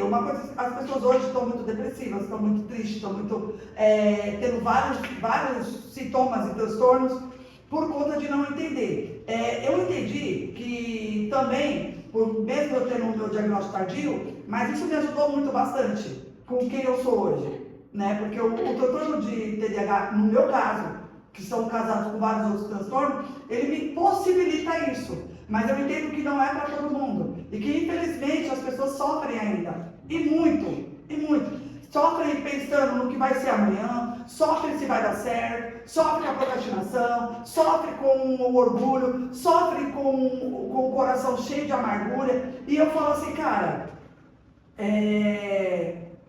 mas também existe o trabalhar, porque eu tenho o meu transtorno, quando eu transtorno, é um transtorno para mim, transtorno para minha vida. O TDAH, ele me ajuda em muitas coisas, mas os outros eu tenho que buscar. Então, às vezes, o que é fácil para você é difícil para mim, e o que é fácil para mim é difícil para você. E aí, junta meu transtorno do meu pensamento ser totalmente acelerado, o meu pensamento ser 98, a minha hiperatividade, eu não vou ter paciência com você. Vai, meu filho, pelo amor de Deus, porque uma coisa fácil para mim se torna difícil para você. E o que é fácil para você se torna muito difícil para mim. Às vezes eu pego as pessoas falando coisas para mim que eu fico assim, não, mas eu fico perguntando para a pessoa. Aí a pessoa olha assim e fala, ah, você está de louca, né? Uma coisa tão idiota. Eu falo, não estou não, eu estou com dificuldade. Como que é? E é verdade. Não, mas é. Oi, como é que é? Eu fico apavorado, eu falo, não, peraí, calma aí, eu não entendi. E às vezes não é, então tudo isso é postura. E a yoga, ela veio para dentro da minha vida, que desde pequenininha lá eu já tive isso, né? Ela veio mostrando para mim que ela faz parte de um tratamento e de um autoconhecimento para mim maravilhoso. Maravilhoso, né? Então assim, a pessoa que está lá, está estressada, né? Eu quero que você chame essas pessoas, né? Que você fale, porque hoje a gente, quando a gente faz lá a compartilhamento, eu vejo quantas questões cada pessoa tem naquele grupo. Cada uma. E é muito engraçado, porque ali eu me calo. Eu gosto de ouvir. E observar, né, a questão de cada um ali. Ali eu não sou psicóloga, ali eu sou a Valquíria, uma amiga que está ali fazendo junto. E de ter a necessidade, Jake, de você, com a sua parte com a sociedade, trazer isso. Porque da mesma forma que eu fui ali, mas eu sou caruda, eu sou aquela que carrega a espontaneidade na cara. Mas quantas pessoas passam ali e têm a necessidade de estarem ali? E eu entendo que eu estou dentro de um projeto da Carta, né? Não do Jake. Mas o Jake, ele tem essa necessidade. Ele precisa levar isso para a comunidade, porque é uma responsabilidade sua. Porque assim, eu fico pensando, se não fosse a Carta ali, naquele momento, levar aquele projeto, eu não estaria hoje vivenciando essas coisas maravilhosas. E você tem a responsabilidade de levar essas coisas maravilhosas para outras pessoas. Então, assim, aqui, presentemente, na frente de todo mundo, eu quero te desafiar a você a superar a sua procrastinação e levar isso. Porque é importante as pessoas que passam ali naquele parque. Eu não sei se você já viu, mas todas as vezes que eu entro naquele parque, eu reparo todas as pessoas que estão nela. E eu já vi várias pessoas sentadas no banco entristecidas, várias pessoas no banco olhando por nada, pessoas andando chorando, pessoas ali, cara. Então, assim, qual é a sua parte para essas pessoas na sociedade? Porque você tem muito para dar, Jake. Muito para dar. E você tem que dar. E eu costumo falar para a minha equipe aqui, eu falo assim, olha, nós temos uma empresa onde nós temos uma filosofia aqui. Nós trazemos um propósito, né? E eu falo, mas esse propósito, ele também tem que vir com renda, para mim poder também, no meu segundo propósito, dar emprego para essa juventude. Então, dentro da minha empresa, eu crio o propósito e trato ele. Eu acho que você deveria fazer isso. E vou te chamar você ainda para o segundo desafio. O primeiro você precisa propagar isso no Bosque Maia. E sair só do projeto Carta. Saia. Porque eu tenho certeza que você vai ter muitos alunos ali e você vai poder continuar com o projeto Caritas. Então, tudo bem. Mas você tem 3 vezes na semana, 1 hora para o projeto Caritas. E o resto das horas. Leva isso. Isso é muito importante para as pessoas, isso é o propósito. Nós fomos chamados para curar. Nós fomos chamados para curar. Então, precisamos executar isso, né? Todo esse seu amor que você tem, essa sua paciência, que é maravilhosa, né? Esse seu olhar meigo e sensível para o outro. Mas você precisa fazer mais, tá, querido? Mais, tá, meu amor? Então, assim, a responsabilidade não é só minha, é sua também. Então, traga isso. E se você precisar de ajuda para propagar, para falar, para dizer, cara, eu estou aqui para te ajudar. A gente precisa sair dessa ambiência da mesma coisa, desse conforto que a gente tem, para os desafios maiores. E eu quero te fazer o segundo desafio agora. Então, o primeiro já é esse, tá? Aceito, desafio aceito. Fale. Chegar lá uma pessoa, porque assim, o projeto Carta é um projeto. Uhum. Não é o seu.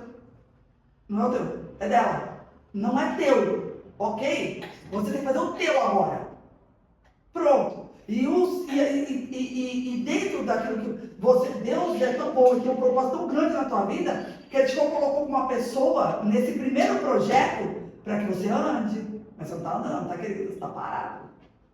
Você tem seu estúdio, ele tem o estúdio dele, ele dá as aulas online, dá as aulas no estúdio, né? Mas não é sobre isso. Não. Não é sobre isso. Você. Não é sobre isso. É você andar. Então, cara, ande. Só que você também tem um pouco parecido comigo. Talvez você só vai andar quando alguém te desafiar. Então eu estou te desafiando a andar. Vamos propagar isso. Vamos levar isso para mais pessoas. Porque o projeto da carta talvez não cabe a essas pessoas. Mas o senhor vai caber. Qual é? Então diga, fale. Né? Igual eu estou à procura, estava à procura, né? Porque agora não dá mais para mim fazer isso. Mas provavelmente daqui 2 meses eu vou conseguir fazer isso. Eu estou à procura de um personal que trabalhe comigo ao ar livre. Eu lembro, você falou, verdade. Ao ar livre. Cadê? Cadê esse profissional para trabalhar comigo ao ar livre? Mas por que a Val quer trabalhar no ar livre? Porque eu sei quais são as minhas limitações. E eu sei o que eu quero para mim. Eu me conheço. Cadê? Não tem. Então, assim, a gente vai vendo que do mesmo jeito, eu sempre vou falar, o Jake, das pessoas por mim. Sempre eu vou estar falando sobre mim. Então, assim, é uma conexão com a natureza, uma conexão com a pessoa que vai estar comigo. Quem é essa pessoa? Né? Para essa pessoa também dá direito a outras pessoas. Val, eu vou te atender, mas eu vou atender só 2. Eu vou arranjar alguém. Essa pessoa também vai gerar frutos rentáveis para ela, me ajudando e ajudando uma segunda pessoa. Sim. Olha como que é a conexão. Essa é a conexão. Não é só a gente ir lá, o propósito não é só esse. Né? Então eu vejo pessoas passando ali olhando a gente, como um dia eu passei e olhei. E se eu não tivesse a cara de pau de ir lá e perguntar, e você me transferir para outra pessoa, porque você me transferiu para outra pessoa. Você não pegou a responsabilidade, você me transferiu. Na hora do projeto. Né? Então, cadê o teu? Sabe? Você precisa. Pessoas passam ali o tempo todo e olham. O tempo todo. E eu sou uma pessoa muito observadora. Eu observo tudo, vejo tudo, escuto tudo. Então, eu tenho séria dificuldade de me focar em uma coisa só. Então, assim, traz isso para você, porque é o que você quer, Jake. É o que você quer. Você está esperando o que para fazer? Se Deus já te deu. Precisa sair disso. E o seu segundo projeto que eu quero te desafiar é o que está também dentro do seu coração. Qual foi que você falou mesmo? Da respiração. Pois é. Eu vou estar num leito e vou ficar 1 mês parado. Eu vou desafiar a uma vez por dia, 1 hora, nós fazemos isso online. Online, tipo, vai ser uma live. Eu e o Jake. Se vai ser meia hora, 40 minutos, não tem problema. Mas todos os dias eu quero chamar você para a gente fazer isso, porque eu vou estar lá e eu sei que eu tenho quando me dá crise de ansiedade, a ansiedade ela me ataca na minha respiração, porque eu tenho problemas respiratórios. Exatamente. E como eu quero mostrar para essas pessoas que é possível, através de uma terapia respiratória, se manter equilibrada. Impossível. Eu falo assim, dentro do yoga que tinha várias coisas, tem os pranayamas, são a respiração, e foi aí que eu me apaixonei, pela respiração. Pelo poder que a respiração tem de ser uma coisa simples, gratuita, de estar ali, disponível 24 horas por dia. E o quanto é importante. O quanto é importante, é um super poder que Deus nos deu e a gente não usa. Exato. E aí eu quero ensinar as pessoas a usarem isso. Pois é. Estou aqui, Jake. Olha só.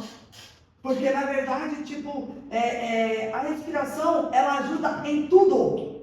Em tudo. Num bom sono, sair da ansiedade, dispersar os pensamentos. Ter mais energia. Tudo. Focar, para tudo. A respiração funciona. Para tudo. Então, assim, eu quero fazer esse projeto com você agora. Usa-me. para que você comece, Pode deixar. entendeu? A ansiedade, a pessoa que tem uma crise de Tá ansiedade, ali parada. ela precisa aprender a respirar. Então, eu quero que você já faça um projeto de 30 dias e cada dia nós vamos usar uma respiração e você vai falar sobre isso.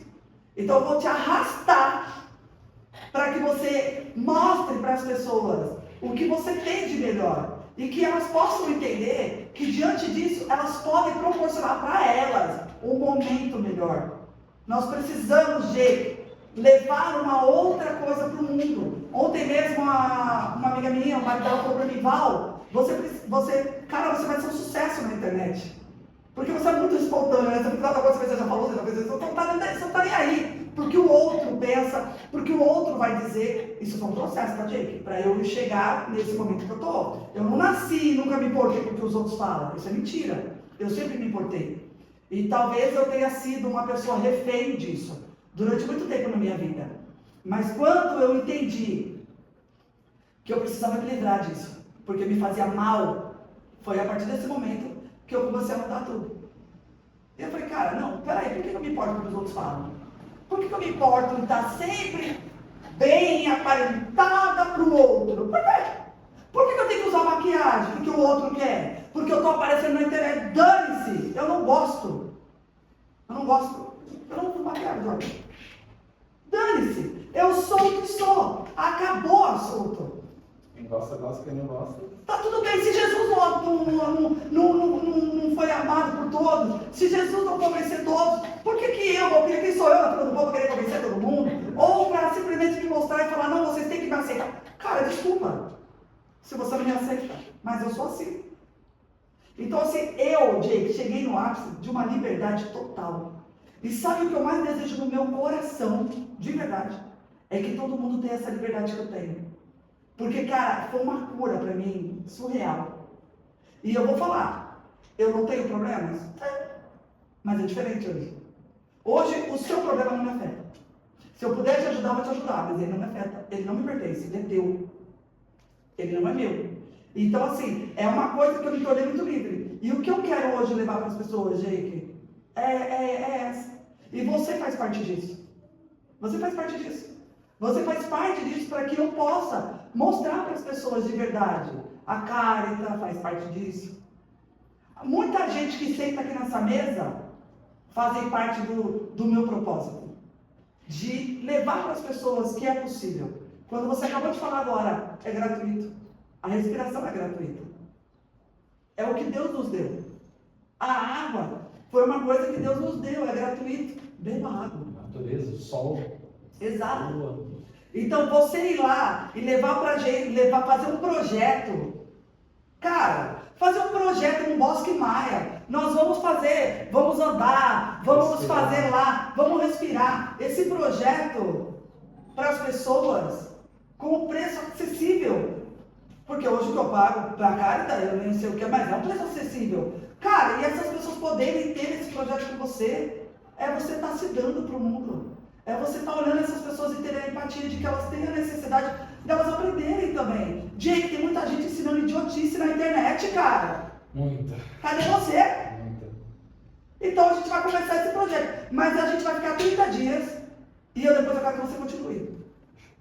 Ok? E se você precisar de alguém para fazer tráfego pago, eu estou aqui, cara, para te ajudar. Mas eu quero que você se apareça, porque as pessoas precisam de você, Jake. Eu precisei de você. Eu precisei de você. Eu preciso, aliás, de você. Porque às vezes eu corro lá e falo, caramba, eu levanto e vou. Porque eu falo, cara, o Jake está lá. Eu quero ir. Porque eu falo, é o meu compromisso. Eu sou o tipo da pessoa que eu só faço se eu tiver um compromisso com alguém. E o meu compromisso lá é com você. E agora, da respiração também vai ser com você. E talvez eu tenho quase certeza que você é esse tipo de pessoa. Que se você tiver um compromisso, você honra esse compromisso. Faça chuva, faça sol. Por isso que eu estou te chamando para esse desafio. Porque é muito importante. As pessoas estão morrendo, estão sofrendo. E uma vez uma pessoa falou isso para mim há muitos anos atrás. Enquanto você está calada, pessoas estão morrendo. Até quando você vai admitir que as pessoas morram, Val? E hoje eu estou falando isso para você, Jake. Enquanto você está calado, pessoas estão morrendo. Até quando você vai permitir que as pessoas morram? dividindo a responsabilidade. Então, assim, é uma coisa que eu sinto todas as vezes que eu estou perto de você. É essa responsabilidade. É esse compromisso. Então, aqui, igual, por exemplo, dentro do meu escritório, como é a maneira? Eu falo para o meu cliente, olha, isso aqui, paga depois que você ganhar o processo. Porque eu te garanto que você vai ganhar. Na terapia, eu falo, olha, vamos fazer um pacote para que você consiga pagar. E é claro que eu não vou fazer. E olha, eu vou te falar, não faça nada de graça. Porque as pessoas não dão valor no que é de graça. Mas a gente pode fazer um projeto onde eu tenho meu sustento, mas eu posso fazer um valor popular. Eu faço fazer isso também. Pronto. Mas faça, a outra está falando lá. Mas faça, entendeu? Faça isso. Porque você é importante para o mundo, Jake. Você é importante para mim, é importante para aquelas mulheres que vão lá todos os dias. Mas entender também e deixar claro, que eu sempre falo, né? Eu falo, poxa, você pode reparar que toda hora eu estou falando assim, ah, que legal isso, ah, que legal aquilo. E as pessoas estão sempre nomeando alguém para o sucesso dela. Não, cara, o seu sucesso é seu. O seu sucesso é teu. Você só chegou lá porque você se dispôs a isso. Eu sempre falo para meus pacientes, ah, porque a Valquíria é uma bênção. Eu falo, tá, eu sou uma bênção. Mas você se curou porque você quis. Você chegou onde você chegou por mérito seu. Eu não tenho nada a ver com isso. Nada. E as pessoas precisam, a gente precisa falar isso com essas pessoas. Cara, você tem condições de chegar onde você quer. Você pode chegar onde você quer. Só depende de você. Dar mérito para quem merece mérito. E as pessoas que se curam, que se libertam e que se tornam uma nova pessoa, para mim, eu agradeço todo dia a Jesus primeiro, depois a mim. E depois as outras pessoas que estavam ao meu torno, que me ajudaram. Mas elas cooperaram, mas elas não são responsáveis, porque eu sou responsável por mim mesma. Porque daí eu não vou culpar ninguém, né, gente? Sim. Pessoas, porque às vezes as O pessoas... sucesso é seu, mas a culpa também, se for, é sua. Não Exato! Por isso é que eu não aceito que venham me exaltar por algo que eles conseguiram. Eu falo, não. Porque se você também não conseguir, também a culpa não é minha. Então, se a culpa não é minha, o mérito também não é meu. Sim. E é sobre isso. Mas agora eu tenho um momento, adorei que você veio pra cá. E assim, gente, vocês viram, né? Que o dia, chamei o Cordeiro o dia pra vir aqui só pra colocar ele numa saia justa. Ou ele vai, gente, pra vocês. Ou ele vai, ou ele não vai. Porque assim, ó, quando eu tenho coisas boas pra minha vida, Jake, eu quero levar pro mundo essas coisas boas. Porque não é só eu que mereço, o mundo merece. E o principal de tudo, não é as pessoas que merecem, é você entender que você tem um propósito e que você já está pronto para isso. Não espera ficar pronto, você já está pronto. Só vai. Só vai. Porque é assim que funciona, a gente encoxa e vai. Mas é isso, gente. Nós vamos ter 30 dias aí, eu xingando, porque eu posso sou uma caca insuportável, Jake, eu sou. Falei isso para mim só depois do desafio. Mas eu sou uma pessoa insuportável pós-cirúrgico. E aí eu quero ver. Relaxa. Vai ser o dia que vai respiração e a minha terapeuta, a Eliana, coitada, comigo na cama. Aí vocês vão ver quem é a outra Valquíria, gente, porque eu sou insuportável. Mas, gente, a gente tem um momento aqui, onde nós é do convidado. Ele vai falar, vai mandar uma mensagem. Quero que você mande uma mensagem para todas, grava, tá? Para ele colocar também, porque a gente vai começar agora a trabalhar ele na internet. Eu quero que você fale. E assim, Jake, nós somos o que somos, seja você, porque você já é maravilhoso. Então, eu quero que você mande uma mensagem para as pessoas sobre alguma coisa que vem no seu coração, ou sobre a meditação, ou sobre buscar conhecimento. O que você vai falar é seu, tá? Então é o momento Jake. Fica olhar pra lá? Pra lá, é o seu momento. Vamos lá. Só peço que as pessoas foquem principalmente na presença. Tudo que vocês fizerem, façam 100% presente. Qualquer atividade que seja, vocês estejam ali de verdade, de coração, de alma. Não faça uma coisa só por fazer ou porque tem que agradar alguém, mas fazer porque você está ali presente. E essa presença vem principalmente com a respiração. Então, antes de qualquer atividade que você for fazer, respira. Pensa na sua respiração. Observa essa respiração, dá umas 3 respiradas e aí você faz a atividade que você tem para fazer. Seja o que for, uma conversa, uma reunião, uma atividade física. Primeiro de tudo, pensa na sua respiração. Você vai se sentir mais presente, mais consciente e mais à vontade com o que você estiver fazendo. Então, respire e sinta a presença. Uau! Uau! Até eu respirei aqui agora. Diego, meu querido, muito obrigada. Agradeço. Muito obrigada. Permaneça firme e forte, que nós estamos juntos nessa empreitada agora. Então, eu gostaria de agradecer a todos aí. Muito obrigada. Se você tem uma história para contar, venha compartilhar com a gente. Se você tem algo para dar, algo para instruir, venham aqui, compartilhe, gente, porque a melhor forma de nós sermos gratos é compartilharmos aquilo que vivemos e aquilo que sabemos. A palavra de Deus fala aquilo que você ganhou de graça, dai de graça. Quando a gente fala de graça, não é para você fazer o que você faz de graça, mas que você possa, quando estiver na presença, ser a diferença na vida do outro. E a sua história pode fazer a diferença na vida do outro. Então, vem compartilhar a sua história. Só vem. Até logo, gente. Beijo para vocês. Fomos.